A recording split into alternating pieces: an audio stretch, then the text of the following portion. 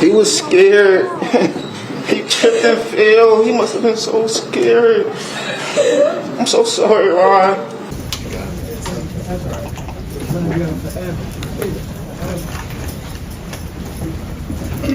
Thank you, Young. No, thank you all. Thank you all for being here. Thank you. Thank you. So yes, that was the controversial Rodney Lee Hinton. Rodney Lee Hinton Jr. taunting the cops and saying, that's right, he's going to be gone forever. Forever. I'm glad this microphone, whomever shot this video, picked up his audio. You could see him mean mugging the cops and kind of shaking his head and maybe even acknowledging his supporter back there. First of all, who was that guy in the back behind the glass, like doing heart hands at Rodney? You know, a couple of people were back there. Was he like a family member or just a supporter? There's so much going on in this case. It's scary for Cincinnati. Either way, that supporter is emblematic of a whole lot of people leaving some pretty scary comments over there on Twitter. Oh my goodness, my Twitter post. This post is blowing up. I mean, I'll link it at the bottom so you can see. And at the end of this video, I've created a separate video just reading out some of the scary comments. I'm like, oh my goodness. Already it's at nearly 230,000 views.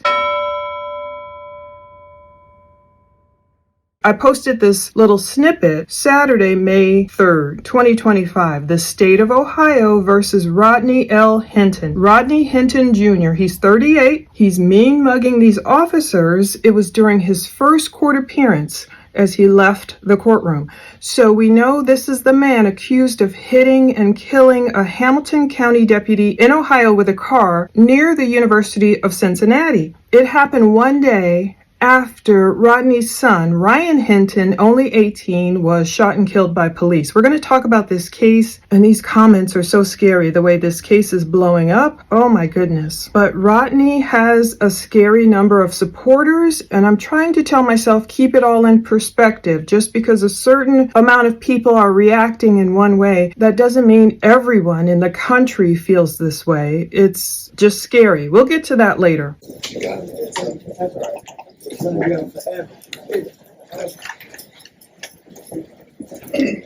you, Young. No, thank you all. Thank you all for being here. Thank you. Thank you.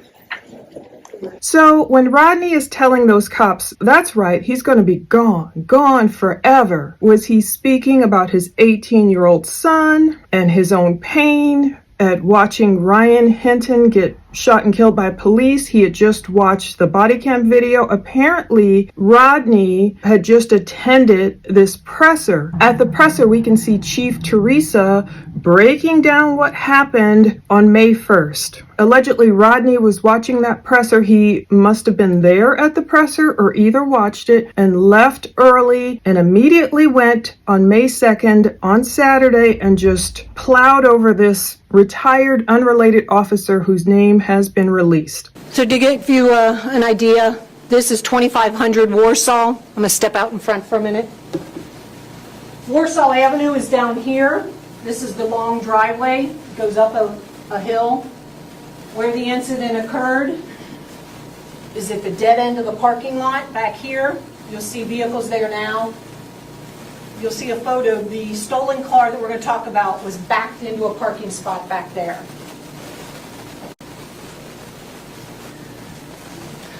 As you can see, this is a stolen Kia. It was stolen out of northern Kentucky yesterday. You can see we have two uniformed cars there. Prior to those uniformed cars arriving, we had two undercover cars that pulled into that dead end, saw the vehicle. They backed out. They saw that there were individuals inside the vehicle, so they backed out and let the uniformed cars make the approach, which is the tactically sound decision to do. The cars are positioned the way the officers are trained. We are trained to use our vehicles as cover from any threat. That's what those officers did with the cars at that time. This is body-worn camera from officer number 2. Go ahead, Bobby. He's got a gun. He's got a gun on your right. On your right. He's got a gun. So just to give you an idea, we have the two uniformed cars. We have 2 officers, there's 4 individuals in the stolen vehicle. All 4 individuals get out and start running, some in different directions. So officers decide which individual they're going to pursue. One officer decides to pursue the individual who we now know had a firearm in his hand. The other officer pursued another occupant that fled from the vehicle, and that'll be significant here in a moment when you see. So this is a still image. Again, I'm going to step out front. The car is parked over this way, okay? They are chasing the individual. So officer number 1 is chasing this guy right here, okay? This is the guy we ultimately end up shooting. The other officer, who actually fires the shot on this individual, is chasing a different individual further out this way, in this direction, okay? As this officer is chasing him, he sees a firearm in his hand, and he yells, "Gun, gun," he's got a gun. This individual slips, trips, whatever, falls on the concrete right here. Other officers that were also there say in their interview, they heard the firearm hit the concrete. They heard the metal from the firearm hit the concrete. This individual gets up, still has the firearm in his hand, and continues to run through the dumpsters. Go ahead, Bobby. So these are some still photos. This is the officer who originally saw him with the firearm in his hand, calling it out. He runs through the dumpsters. This officer knows that there's another officer here that is going to ultimately encounter him when he comes through the dumpsters. So he makes him aware of that. He shouts out to him, "On your right, on your right." He's on your right. And that's where this individual comes out from between the dumpsters. This is the other officer, the one who fires the shot. This is his body camera as he approaches the scene.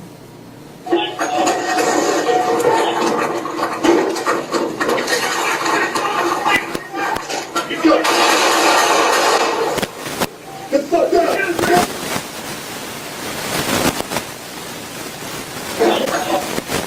This is the firearm that was recovered at the scene after the individual was shot. This is what he had in his hand while the officers were chasing him. This was a photo of it here at Criminalistics. Remember I told you he fell on the concrete and the officers said that they heard the metal hit the ground? There are 3 spots on here where this gun has scratches on it.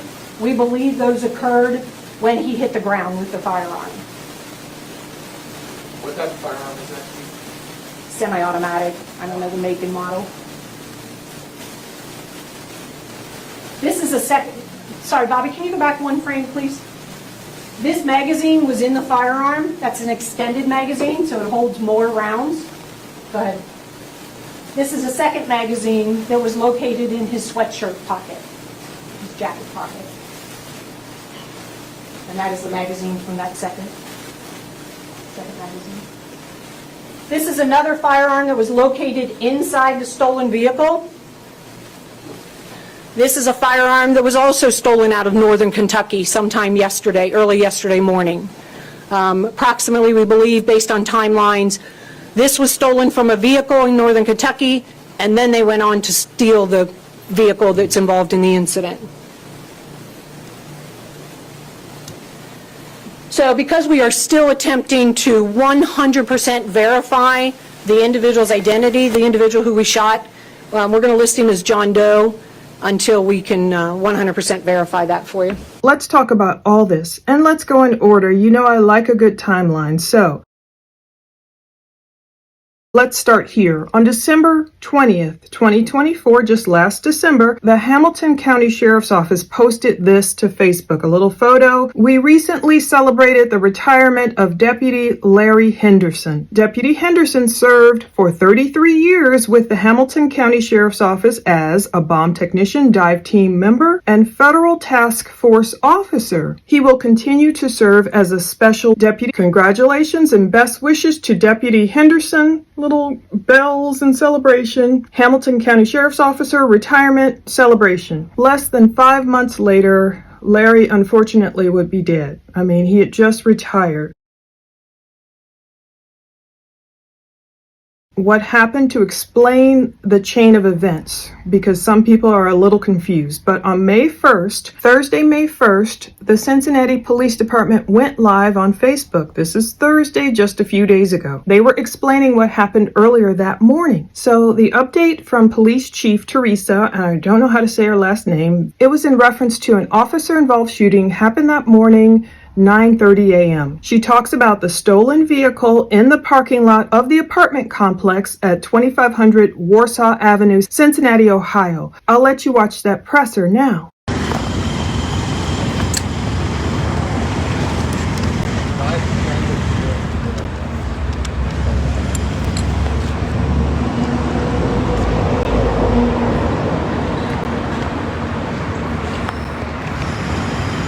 Whenever you're ready, can we just have a mic check?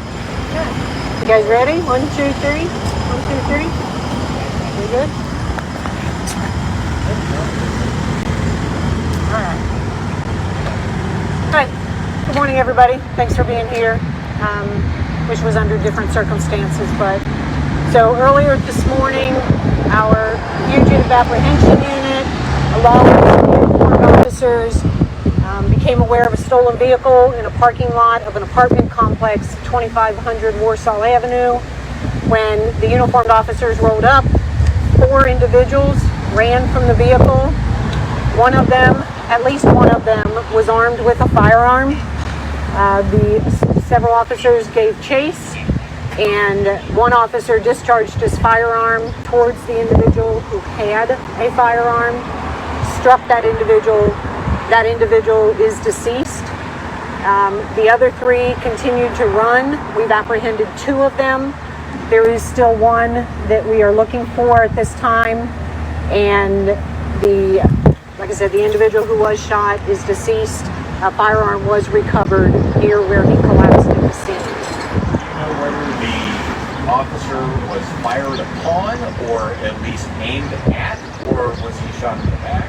Yeah, so right now, the homicide unit is doing their investigation. They're at the scene. They will then follow up with interviews of the witnesses and suspects and officers and try to garner that information. At this time, I don't have that detailed of information. Do you have any ages?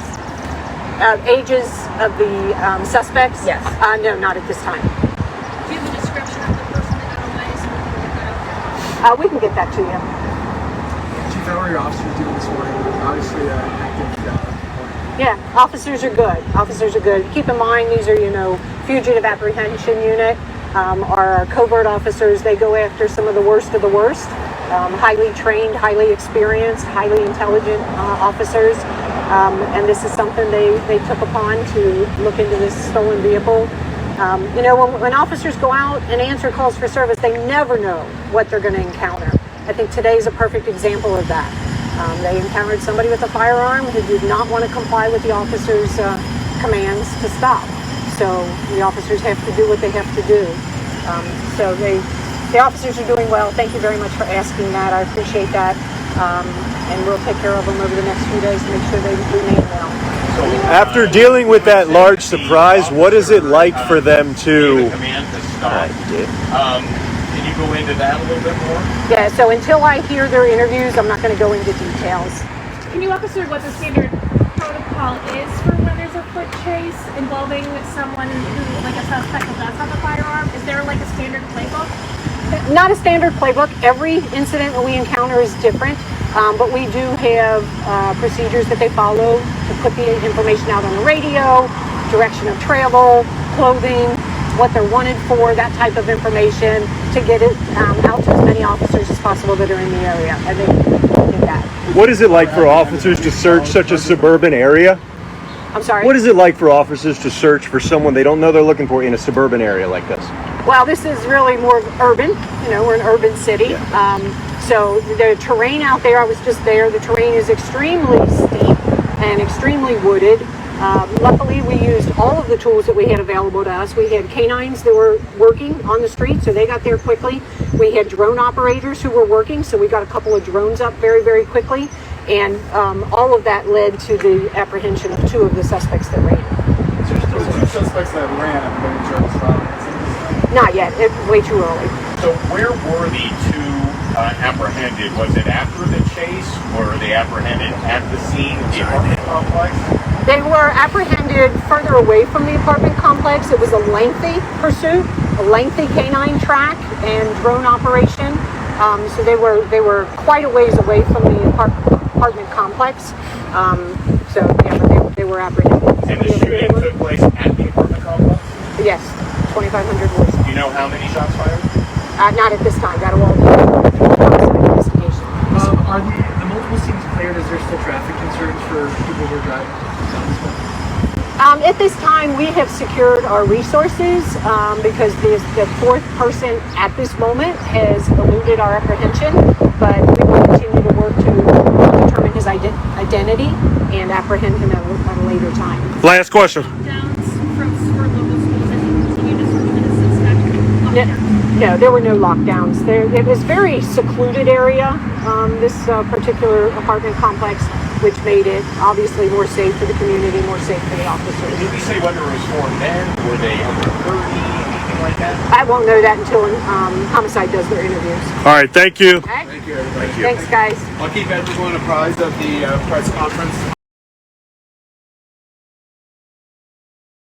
Okay, so that was Thursday. That happened Thursday, and I'm trying to get all of that body cam video. So far, we only see about 6 seconds of the body cam video. So later after that announcement, there was obviously a presser explaining more about what happened at these apartments. So that presser gives you a layout of the apartment building, the stolen car from Kentucky, the guns the officers are claiming were in possession of these people, the officer that called out to the other officer, warning on your right, the gun that was allegedly dropped, and the young man who unfortunately was shot and killed. Well, that was Ryan Hinton, of course. So Rodney Hinton, his father, was so upset with that, apparently he took vengeance matters into his own hands. I was able to go on the municipal court website of Hamilton County, download some documents. Now they're talking about what Rodney Hinton did. It says, before me personally came this officer being duly sworn to the law. This is what he states. On May 2nd, this was right after Rodney saw that horrible body cam video.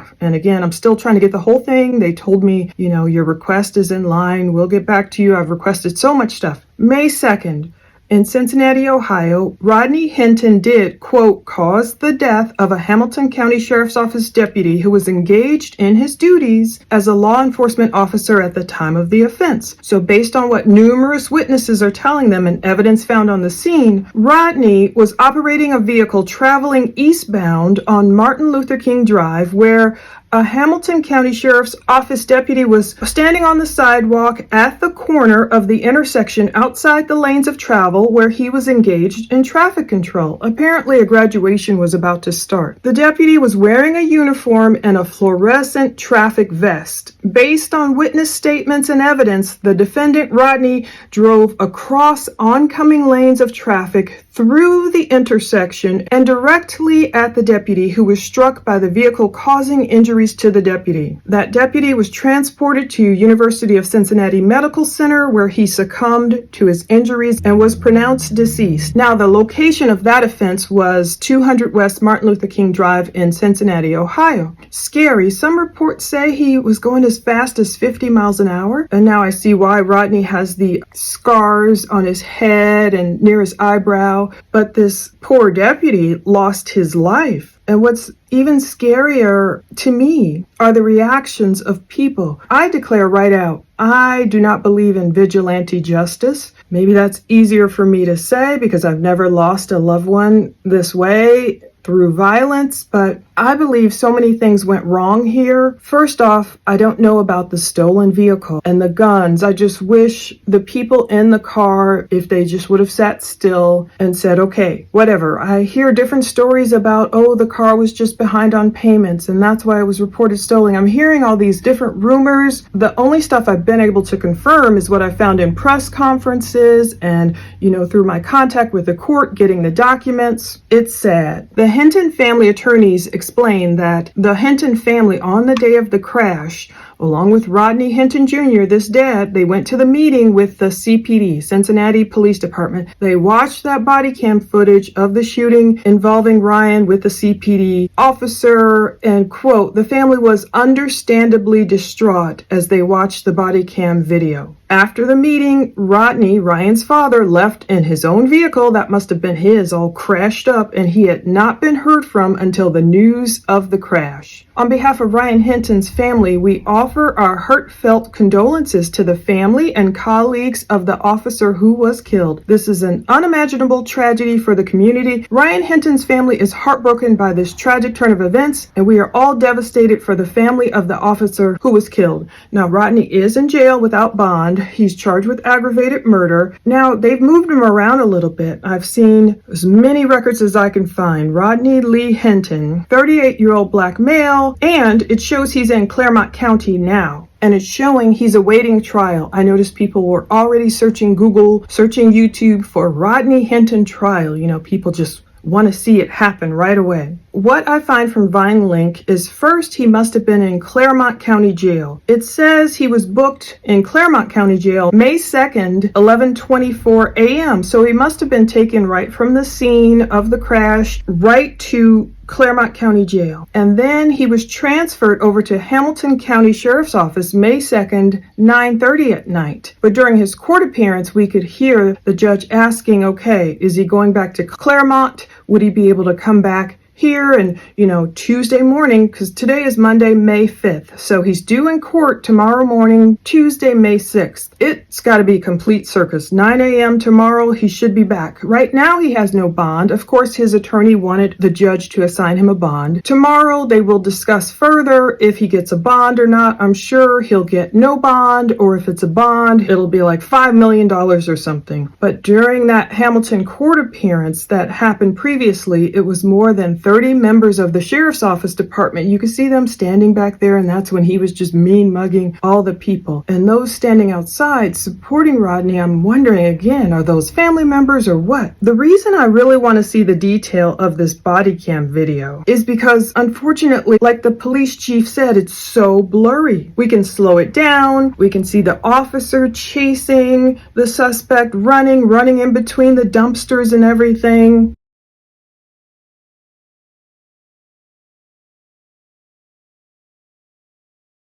We can hear the officer warning his partner, and it's just blurry. The officer's body cam is blurry, but the beige firearm recovered appears to be in Hinton's hands here. It's so blurry, some people were wondering, is his arm in a sling?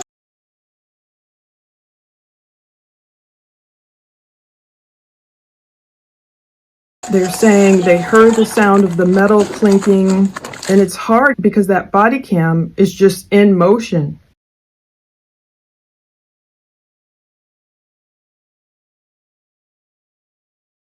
And they let the body cam play again really quickly, the 6 seconds of it, just to see the sequence of events. The officer who shot Ryan fired 5 consecutive shots, striking Ryan twice, once in the chest and once in the arm. So it's blurred here. Another version from the presser, it was not blurred. I think I'm going to have to blur it again, probably for YouTube, maybe. We'll see. The individual is running with a firearm in his hand. The officer is running, so the body camera is kind of jolting as the officer's running. What that leaves us with is a very blurred image, unfortunately. However, based on the officer's interviews, the officer who did discharge his firearm said that when the individual came out between the dumpsters, he had the firearm in front of him. It was in like a bladed position, and it was pointed at the officer. And he felt threatened for his life, and that's why he discharged his firearm. So that officer who fired was actually chasing a different suspect when he encountered the individual armed with a firearm. And again, total 6 seconds.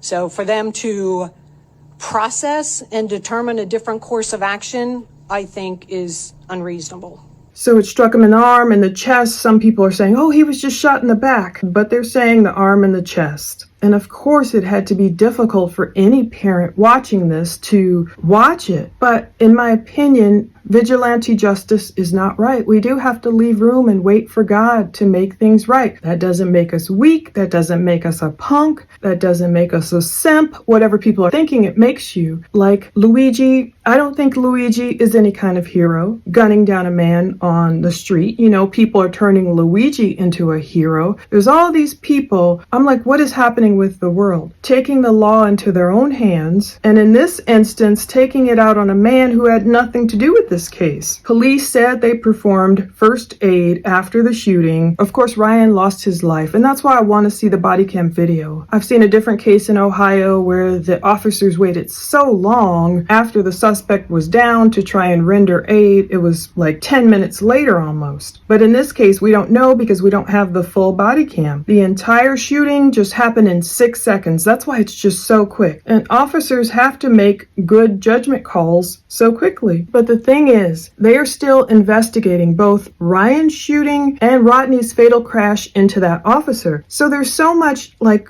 we still just don't know. That hasn't stopped some people, as you'll see when I read all these Twitter reactions from just praising Rodney, and it's scary. It's scary to think of. So now this fallen officer, his name is Larry Henderson. According to Sheriff Charmaine McGuffey, Henderson served for 33 years with the Hamilton County Sheriff's Office. He started way back in 1991. So again, he had all those different roles: academy instructor, dive team member, SWAT team member, FBI task force member, bomb unit member. Can you imagine having a 33-year career, retiring, you make it out safely, you know, you're doing a little traffic duty just to stay engaged. I don't know if you get paid on top of your retirement or however that works, and maybe looking forward to, maybe I'll travel now, maybe I'll do whatever, and then to lose your life in this way. It's pretty sad. It says, in Deputy Henderson's early tenure as a sheriff deputy, I recognized his talent for teaching and presentations. That's what Sheriff McGuffey said. Larry began his journey as a sheriff's office trainer early in his career. He developed an expertise and became an excellent trainer. Subsequently, he trained divisions of the Hamilton County Sheriff's Office that included hundreds of deputy sheriffs. His ability to relate to and touch officers' lives was extraordinary. We will continue to honor Larry's life of service. Now, what's scary to me is some people really don't take the time to dig into articles and read and even realize that Larry was not even the officer. We don't know who the officer is who fired those shots upon Ryan. They talk about the officers, the 2 male officers. I'm assuming it's only 2. There were some undercover she talked about arrived first. I don't know if there's only 2 body cam videos. We'll see. Hopefully we'll get them. But some people haven't even dug into the fact that it wasn't the same officer. Some people only read headlines, or they only read snippets, or they only watch snippets of little videos, maybe on TikTok or Twitter, wherever, and they form an opinion. That's what scares me. The emotionalism of people not willing to wait for all the facts in Ryan's case and Rodney's case, and they're just like, yeah, justice, oh, let's go out and do something. And it's just like, whoa, if they don't even understand the facts that it's not the same officer. Well, Larry's badge number 129 will be permanently retired from the Hamilton County Sheriff's Office. So he was just helping with traffic. There were graduation ceremonies going on, and then he was struck by Rodney's car at the intersection of Martin Luther King Drive and Burnett Woods Drive. It was around 1 p.m. and then he was rushed to the UC Medical Center. So immediately they grabbed Rodney. Rodney should be grateful he wasn't killed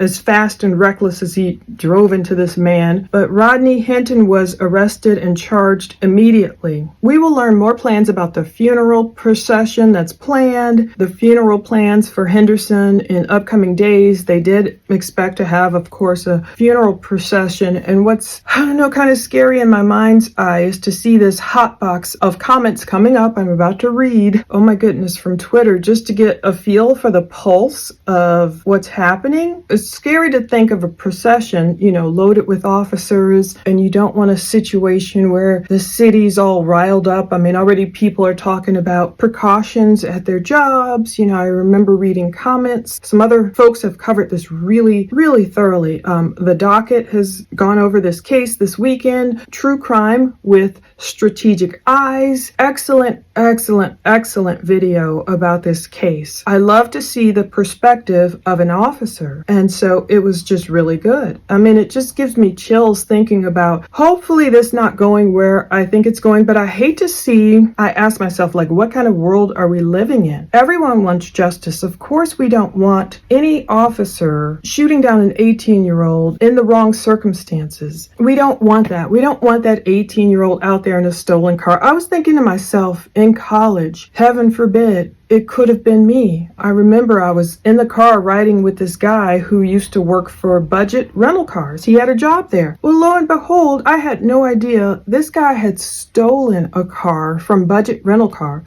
and just kind of told me, oh, they let me drive whenever, the extra cars that aren't being used. I had no idea I was in a stolen vehicle. Thank God I was never stopped. You know, with him, Lord knows. But if I was, hopefully I would have had the gumption to not run. I know running can be a knee-jerk reaction, but it's got to make the situation 10 times worse. I don't know if they found that fourth person who was in the car yet, and maybe that's their instinct, like, let's just run, you know, away. But it ended horribly. And I don't know all the details because cops have not released all the details of Ryan's case. Of course, they're still investigating. We only want the truth. We want to know what's right and what's wrong. What are valid actions by the police? Which ones aren't? We've seen cases across this country where we know what happened to George Floyd, of course, was wrong. We've seen these different cases from way back in the day. We want officers who should be prosecuted to be prosecuted, and folks who are criminals who should be prosecuted to be prosecuted. We don't want to see anyone get hurt, is my point. What's scary to me is this newfound, hopefully it's just talk,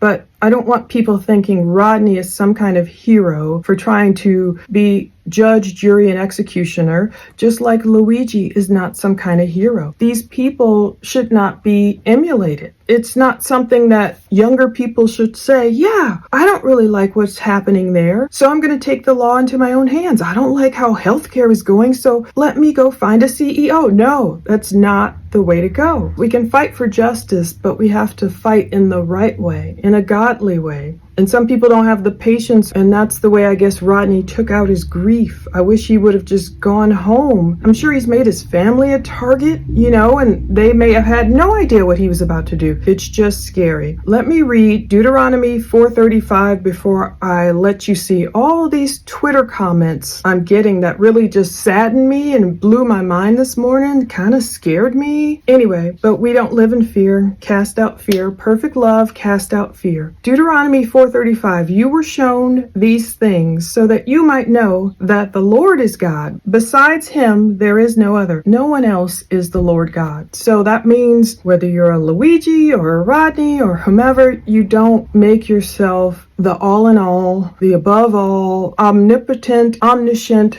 You don't make yourself God and say, I'm going to get revenge in this way. So see all the comments coming up. I mean, I can just keep refreshing my Twitter post and just see all these notifications coming through. Right now, the video snippet I published from WLWT because I was surprised at the way Rodney was kind of reacting and, you know, saying stuff and like, that's right, he's gone forever. He's gone forever. Like he's happy to inflict this pain on officers that he felt they inflicted upon him. It's up to 233,000 views now. And that shows just, I don't know, the interest in this case, people's reactions, and to me, it's scary. So yeah, I'm getting replies. The office is in receipt of my public records request. They'll respond in a reasonable time frame. It's just different entities. I'm trying to get everything. In the meantime, we'll see what happens tomorrow, Tuesday, May 6th. I'm sure they have to have a lot of protection around that courtroom. I don't know if as many deputies will show up tomorrow morning, maybe they will, to stand there to represent, their fallen officer. And then whenever the funeral or procession is, I was thinking, oh my goodness, I'm glad Rodney didn't do something if he really was there in person during the presser. I was glad he didn't take out the whole room in his anger or something. Instead, unfortunately, he took out this deputy who I'm sure was loved. I'm sure Larry Henderson had no idea why this car came barreling at him. He survived his whole career only to lose his life that way. But even for Ryan and for Larry, I pray in Jesus' name they're both up there in heaven. I really do pray. No matter what we do wrong on this earth, we call on the name of the Lord for forgiveness, and He's our Savior. Then we're saved. We're in heaven. We're in a better place. I just hope down here on earth, Cincinnati doesn't become this tinderbox as it's, summertime is coming. We're heading towards Memorial Day weekend, when it's hot and when people are out and there's all this angst and, people they want justice. They want it now. What's going to happen? He's going to enter his plea. We'll see what his no bond situation, will it stay at no bond? How will Rodney act in tomorrow's hearing? Will he feel bolstered, with all this support? With more support, whatever. I know it could seem like there's a lot of support, is what I was going to say. If you're in kind of an echo chamber or just looking at one specific case, it might seem like, oh my goodness, all these people feel this way, when it's not necessarily true. When a lot of people are just more balanced, a lot of people are like, no, I don't agree with vigilantes. Let's find out the truth. Let's find out facts. Let's wait for justice. And some people just do not feel that way. I'm all for peaceful protest and affecting change and doing what's right. Running over this officer who had nothing to do with Ryan's case just isn't right. People writing an eye for an eye, like I say coming up, that's Old Testament. We live under the new covenant of Jesus now. We know right from wrong. So I'll let you watch all the rest of my Twitter messages, and I plan to follow this case as usual and many, many others. Thanks for watching.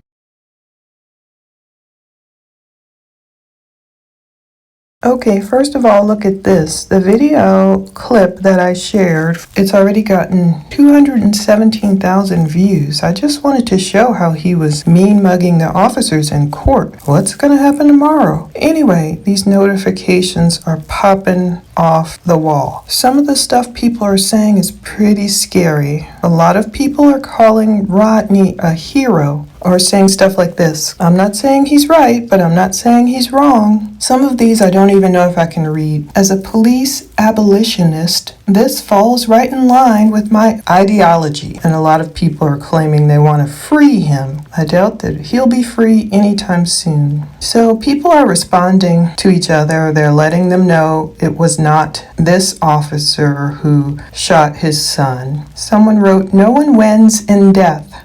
But it wouldn't be crazy to say this father got the last bitter laugh." And that's one of the tame comments. I mean, when you go through, people are citing other cases. Someone saying the body cam footage and the fact that 3 other people were arrested supports what the police claimed. And indeed, I'm trying to get more of that body cam footage. Now, this says shooting a fleeing suspect in the back is permissible if the suspect is armed. And it looks like he wasn't even shot in the back, as I hopefully have read already. People are writing, my heart breaks for him. Man, he looks like a really good dude. This is a political act. Some people would call it a hate crime. All these people are saying a true hero, a real American hero who got rid of a psychopath on American streets. So they're calling the officer who was retired and just doing traffic duty a psychopath? I don't know, it kind of proves people aren't really following the details of the case, and that's what's scary. Other people are just going back and forth with each other. Ooh, he's going to rot. Maybe him and Carmelo can share cells, another person says, referencing the Carmelo Anthony case out of Texas. Free him, where's his GoFundMe? And he does have at least 2 that I've found. One was taken down.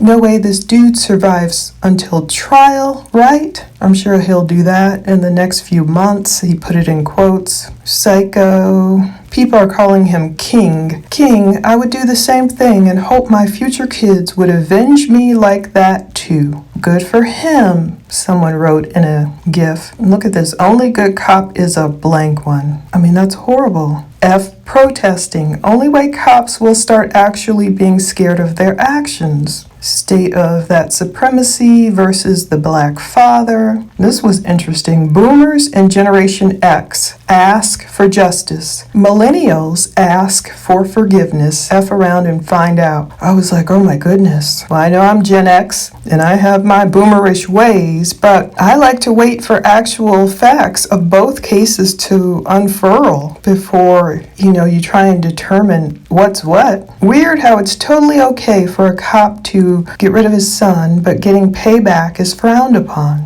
Someone's talking about another case. If you use Gary Plotch, I don't know how to pronounce that, looks French, as a yardstick, this guy should get 3 years suspended sentence, 2 years probation, and 200 hours of community service, plus court fees. Wanting to give a black kid some lead backshots is the most extreme form of that. I can't even read everything. Bunch of thugs wearing their gang colors and a local hero trying to save his community from endless violence. Head held high.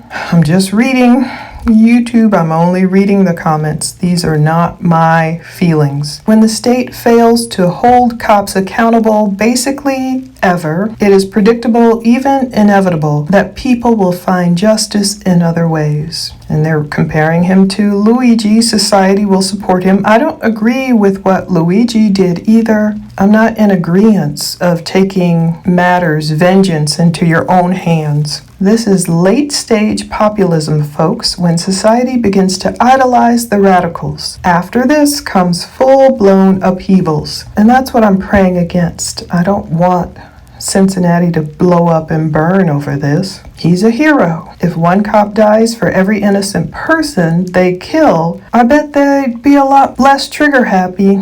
Hope he forever has money on his books and is in there living like a king. I don't think he will be. He's innocent, someone wrote. Get back, gang. People are just liking the post, saying all power and love to this man. May the cell walls collapse around him and also revive a world that would have handled that cop and all cops before he had a chance to. This, so sad to see. He's me and my baby father because I'm not letting off on nobody about my child. I pray he stays safe. And this was a good article on Cincinnati.com, the frame-by-frame review of the body cam video we took a look at from the fatal East Price Hill police shooting. The law needs to apply to police as well. This should not be controversial. Someone wrote, free him. He just did what the law wouldn't. And people are posting little GIFs and everything. It would be a shame if you stepped up on a chair, someone's responding to another person, and show the whole video. I do want to see the entire video. I want to see the whole body cam.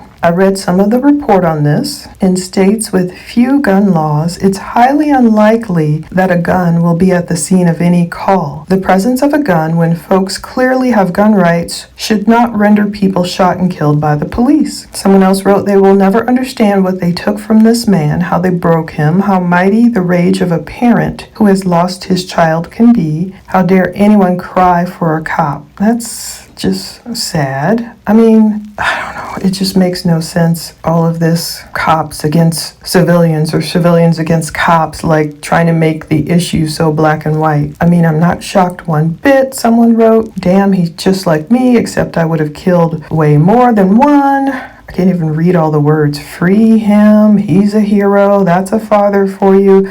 I meant to look up that ACAB, whatever that means. I'll find out and put it on the screen.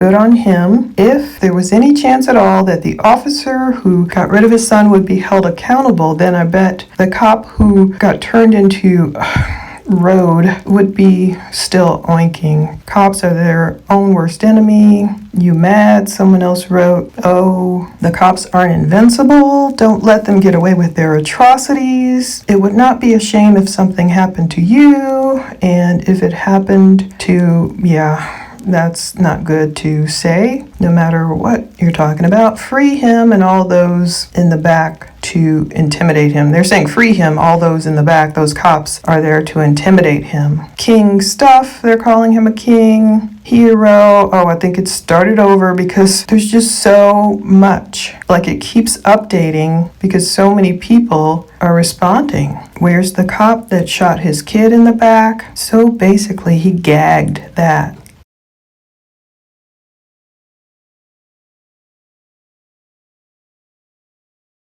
They're lucky he only took one. Free him. Appalachian Amerifat. I don't even know what some of these comments mean, but people are very heated about this. An eye for an eye, sometimes that's the only way. Someone says that's Old Testament. We live under the New Testament, the new covenant of Jesus. Now they've got a hashtag going, free Rodney Hinton, dudes rock, free Rodney Hinton. We need to buck back at 12, so they're calling police officers 12. If we want to start taking power over our communities and lives, I effing hate the police, that person wrote. And you know, I hate when people are just so anonymous with their threats and their harsh talk. Would they say that under their real names? Free him, they're saying. A bunch of reposts. Save that hero. Rodney is a hero. That was his son that died? Someone's questioning. Free him. I'll allow it. He deserves a medal. I mean, this is just so blanket statement wrong. All cops are cowards. That's why they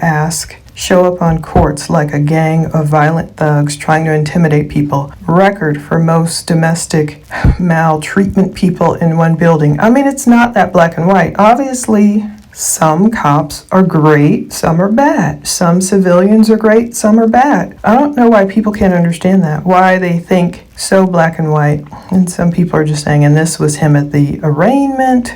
Based, they're calling him, like that's a good thing, based.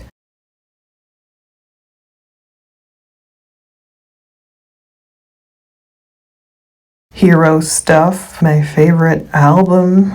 That's a lot of pork. Hero of the people. Unequivocal support for this brother right here, by the way. So imagine tomorrow in court. Oh, they're just saying crazy stuff. Free him. Damn, and where's the cop who killed his son? Also in jail, I presume? Or should this guy actually walk? Now, we don't know yet, from what I found, the name of the cop who did the shooting. Someone wrote, proud of him, hero, stay mad, bootlicker. If one of these evil F's took my child out this world and I knew they'd never face justice for it, I do the exact same. F every one of these. Trying to menace him. May their brother rot in hell. Oh my goodness, for all of eternity. How harsh. Imagine the loved ones of the deputy, the fallen deputy, reading any of that, hearing any of that. Free him. GOAT, they're calling him, the greatest of all times. That would be God, who's the greatest of all times. I honor and respect this man. Don't care, free him. Free Rodney Hinton. Yeah, prisoners famously have love defending cops. Someone wrote that because someone was saying, oh, Rodney won't have a great time in jail. Rodney seems like a guy who, all things considered, did the right thing. That person wrote, hope he gets out and does it again. To be honest, someone actually wrote, and of course no one's going to put this stuff under their real name. A soldier, free that man. He didn't do nothing wrong. Now we know where that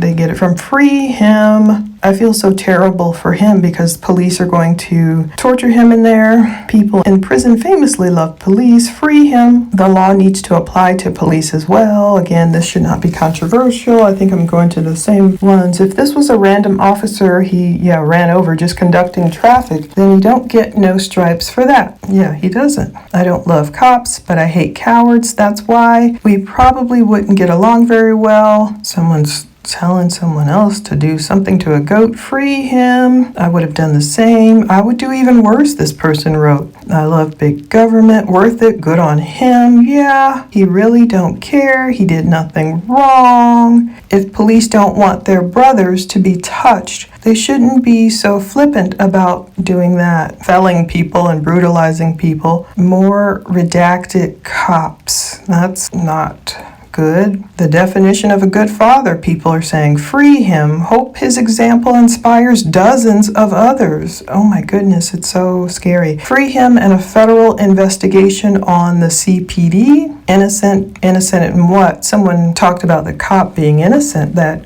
he ran over. I really hope that comrades are organizing support for this man in Cincinnati. Oh boy, someone wrote, I just wonder what it's going to look like in Cincinnati in coming days. He'll get a fair trial, but we all know he's guilty. Yes, he didn't wait until he could turn around and use the pew-pew. He's the worst. Wait until he gets to prison. He will be getting his own mean mugs. He's a disgrace for killing an innocent officer. And that's when someone else wrote innocent. And someone wrote, they shot this child in the back, by the way. I stand with Rodney and his family. Goat, they're calling him. Uhuru, is this a case of an eye for an eye? An African's response to U.S. oppressors' nation's ability to bring justice in cases of state colonial violence? Free him. If white supremacist woman could receive support, they're talking about that woman who I won't name, over a non-existent threat to her family, Rodney Hinton deserves the full support of the world for dealing with the force that threatened his family head on. May his son rest in eternal peace. And it would be something if something happened to you also. Quit threatening people. Rodney understood that he would not receive justice for his child. He knows that the officers will not be charged. He knows how the story ends. We all know. Let's see.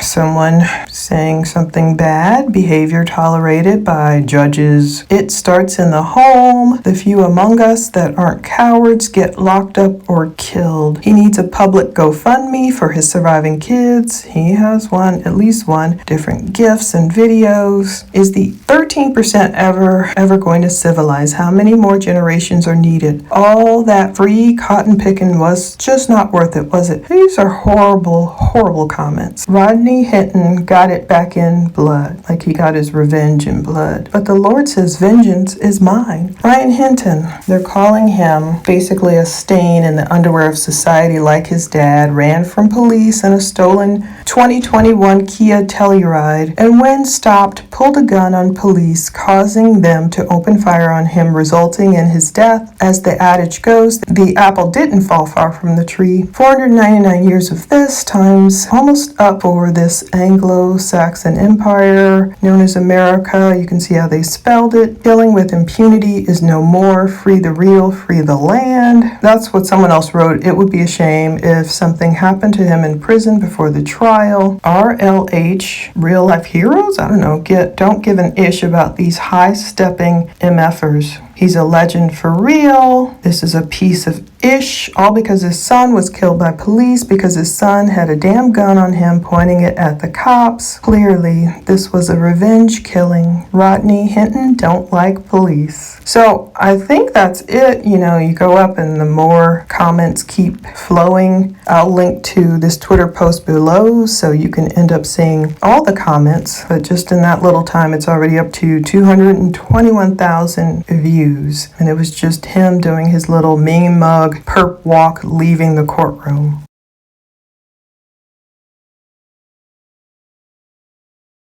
Thank you for coming out. My name is Michael Wright, Attorney Michael Wright. I'm going to introduce Attorney Fanon Rucker, Attorney Robert Gresham, Attorney Anthony Pearson. I'm going to introduce Mom, who is Tori Jackson, Grandma, which is Tanya Larkin, and Dad, which is Rodney Hinton Jr. Grandfather, excuse me. We're here because we represent the estate of Ryan. We're not here to talk about the incident that occurred with the police officer. We do offer our condolences to the officer and his family. but we were hired to represent this family to investigate the police-involved shooting of their son, Ryan. This family is very upset about what occurred. Kind of walking you through what happened is on Friday morning, we met with the police chief of Cincinnati, and we viewed the body cam video of what happened with the police-involved shooting with Ryan. We stayed at the chief's office for about an hour and a half, and what we saw was disturbing. The family was upset, as you can imagine, watching your son, watching your grandson, watching your loved one getting shot and killed by the police was upsetting to this family. We left out of the police chief's office, and a few hours later, I was made aware that Rodney had an incident with a police officer that resulted in the officer's death. But again, we are here because we represent the estate and the police-involved shooting. We're trying to get the family some answers as it relates to what happened with that shooting. We're not here at this point to make any specific allegations, to make any specific determinations as it relates to that police-involved shooting. We are here and we're retained to investigate that shooting. So we'll take any questions. How will that proceed? What will that look like? What will you reviewing the body camera footage frame by frame, or talking about the process? Absolutely. We only saw one angle. We only saw, I believe it was the shooter's body cam. So we requested the records. We requested all the other body cams. We requested the reports. We did the ordinary public records request so that we can really analyze what occurred. I mean, what we saw in the video is hard to determine whether or not that officer was in imminent danger or should have thought that they were in imminent danger before they took shots. So we are specifically investigating, that part of this entire tragic situation. Just right to the person who says Ryan was in a stolen car, had a firearm, according to detectives, and this is what happened. What do you say to that person? That's correct, but being in a stolen car, having a firearms, we're in Ohio, so you can open carry in Ohio. So that's not a death penalty. Being in a stolen car, having a gun, that doesn't mean that you should be shot and killed. Just to be clear, are you disputing any of the comments we've heard from the chief? Any of the facts that she laid out in that press conference? Well, I'm not familiar specifically of what facts you are indicating. However, we believe that this incident should be investigated. It's not as cut and dry as this officer should have just pulled out his gun and shot at Ryan. It's not that cut and dry.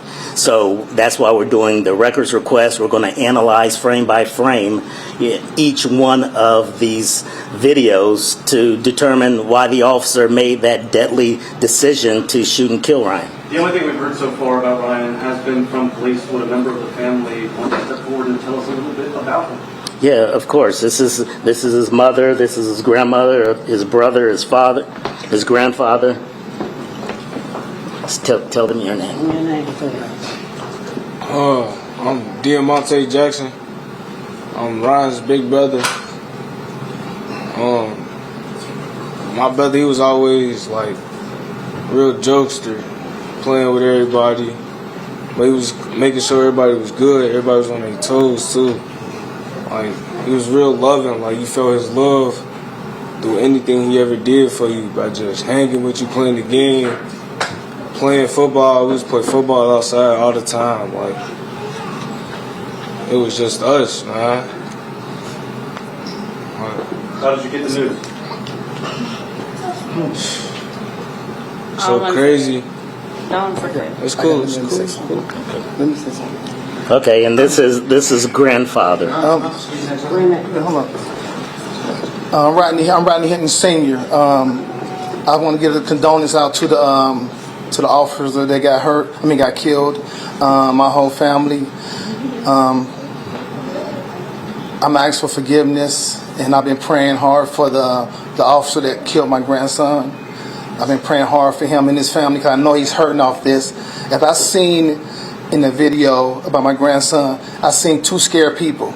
I seen the officer scared, and I seen my grandson scared. So it's an unfortunate incident that happened. So that's all I seen. It was like, I didn't see the police there try to kill. No. What I seen was two persons made a mistake. My grandson made a mistake of being there, and the officer, he was trying to get back to his family too. So that's what I seen. So it's not about revenge or anything. I have nothing against nobody. You know, my Lord and Savior is Jesus Christ, and I represent Him. So, with that said, please, everybody, just try to forgive everybody who done anything to anybody. Mr. Ranton, for you, this is a fact-finding mission more than anything to make sure you understand. Yeah, exactly it's a peace thing for me, for everything, for everybody to heal off this. I want everybody to heal off this. You know, it was just like a mistake. I really feel bad for the officer who was shooting because I can see the scaredness in him too. People can't see it because I'm going spiritual with this now. So I was able to see that God had allowed me to see this part of the accident. You know, just like my son made an accident too. So he made an accident. Just, you know what I'm saying, just trying to just move on now. That's all I'm trying to do on. And I'm praying for the officer and their family. You know? How hard has this been for your entire family from Thursday into Friday with all of this playing out? It's a lot. It's been hard on my side of the family. I know it's been hard on Tori, because me and Tori, you know, me and her is so tight. We just being born on the same day. So God, it's crucial how me and her end up to explain this now. We born on the same day with different years. You know what I'm saying? So all this was building up to this point. But I was trying to I have to bring the peace to this. There's no violence in this, no revenge. You're aware there's social media chatter that people in the community might feel a different way? I don't.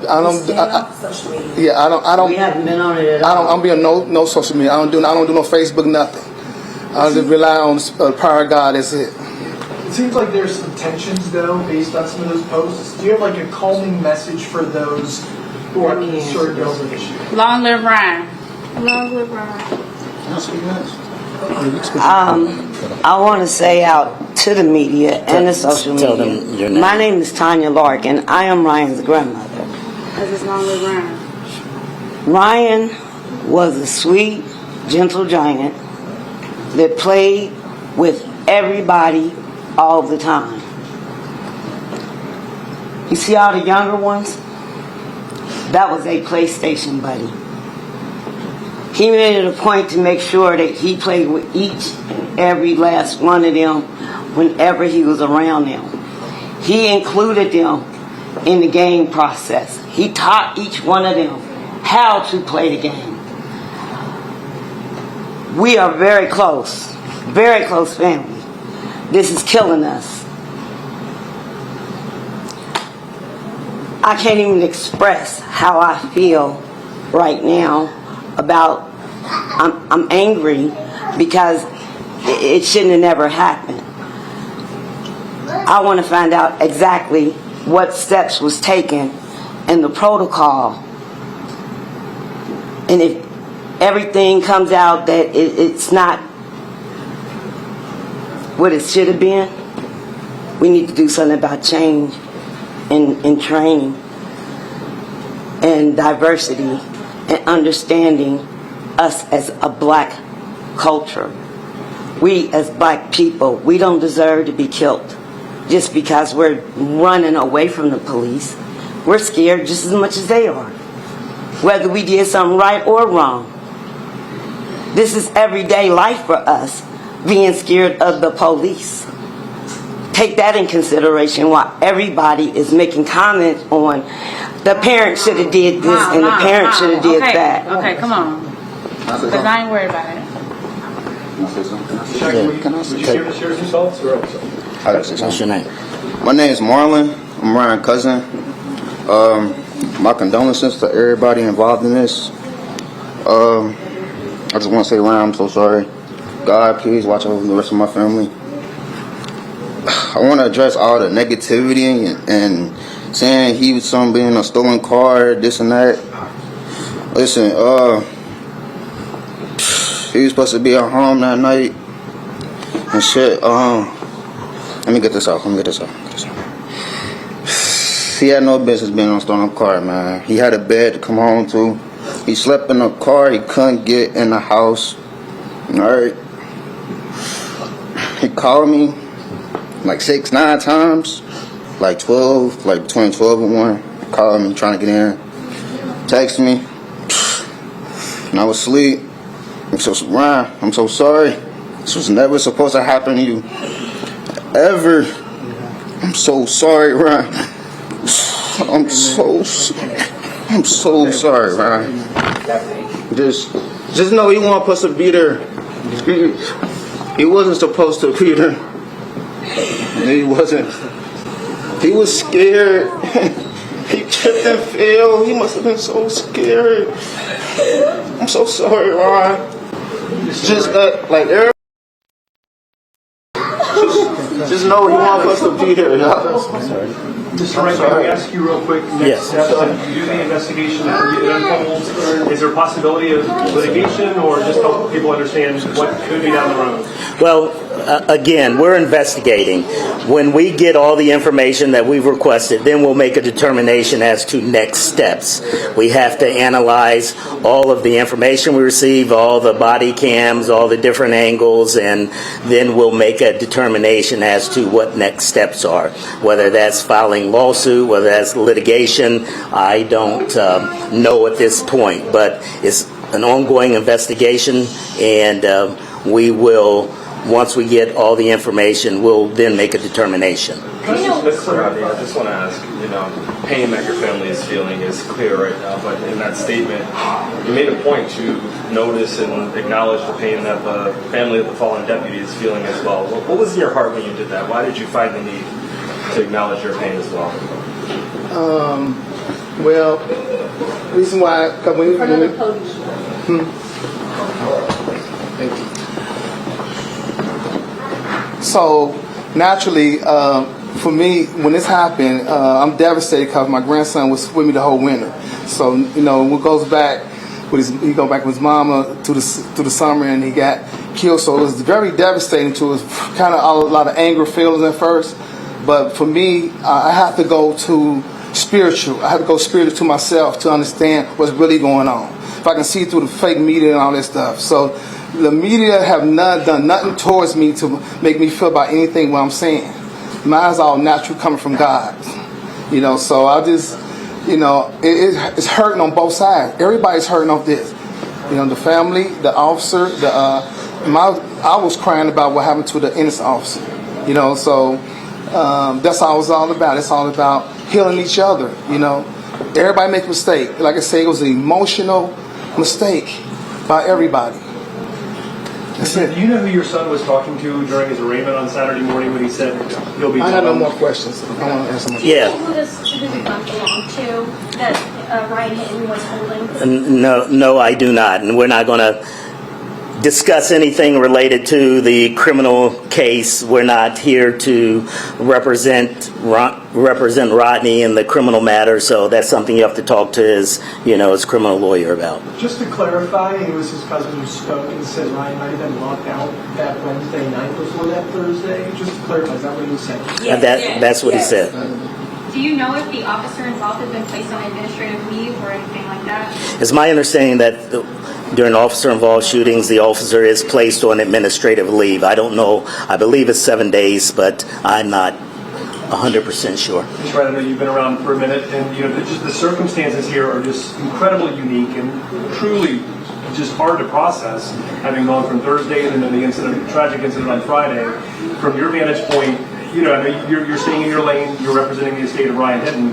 What do you make of this and this city and this time? And there's a lot happening here. A lot of people feel different ways about it. Yeah, I mean, this was a tragedy all the way around. Ryan was shot and killed. This police officer lost his life. His family is suffering. This family is suffering. There's a lot of healing that has to happen here soon. We are still investigating the shooting, as I indicated, but as Rodney Jr. said, everyone's hurting. Excuse me, Rodney Sr. said where everyone's hurting, and there's there has been nothing at this point that's been good about this entire situation. They lost their grandson, their son, their brother, and the officer, his family lost a father, a grandfather, and just the police department in general lost a colleague. So, we don't stand here saying that, this was nothing but a very tragic situation all the way around. Mr. Wright, with everything going on Thursday and Friday, I know the chief was out there talking about possible tensions arising. How do you keep the temperature down in a situation like this? Well, just by what we're doing now.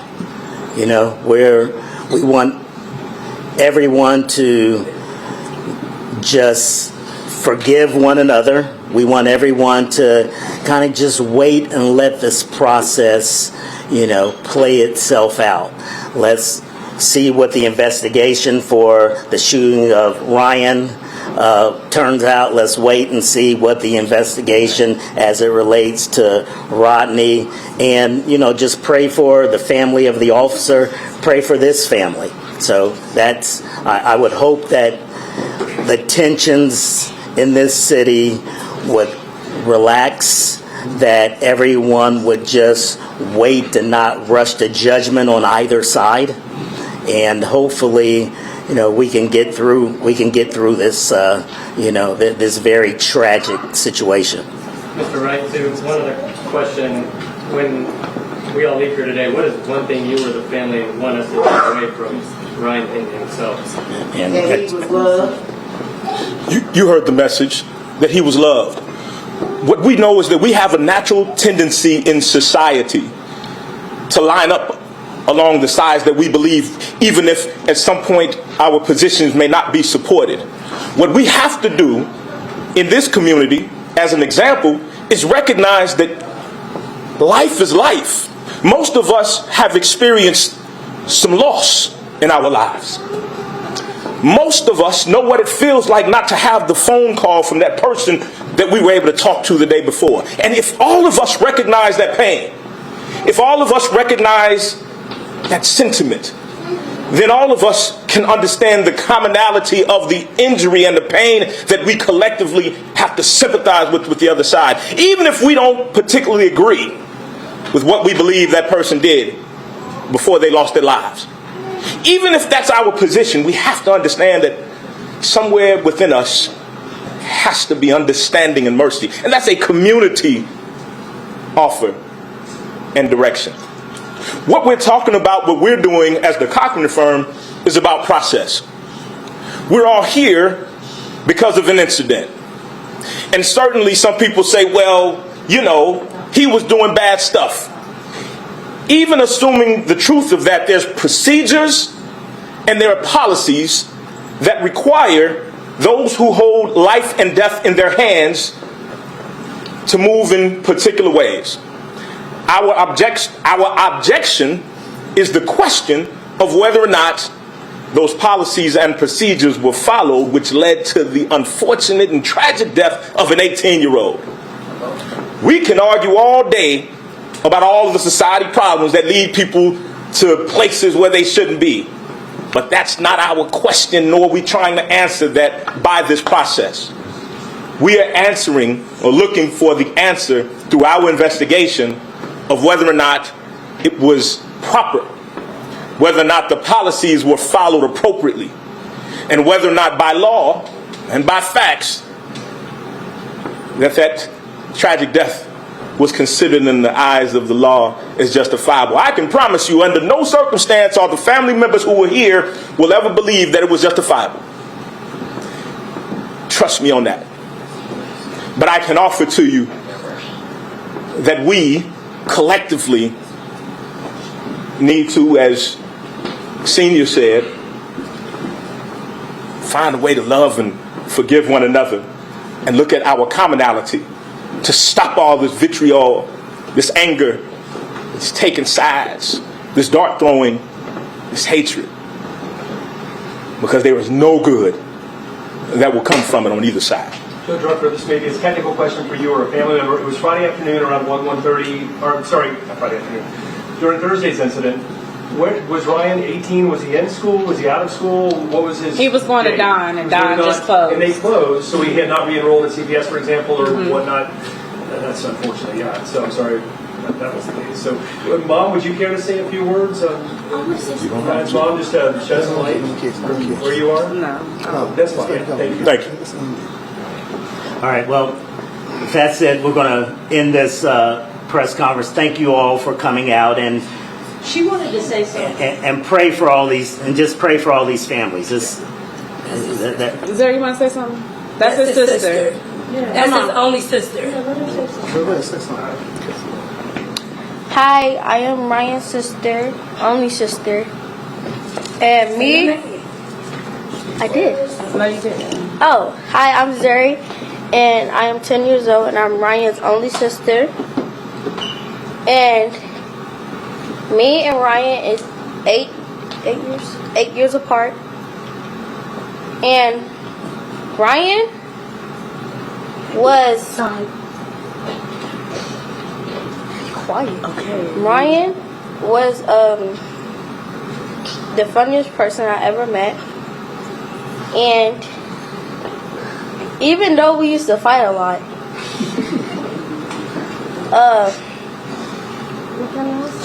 be quiet, Shakur. Okay, come on. So I'm done. Okay. Oh, and LL Ryan. Right. So, No, all right.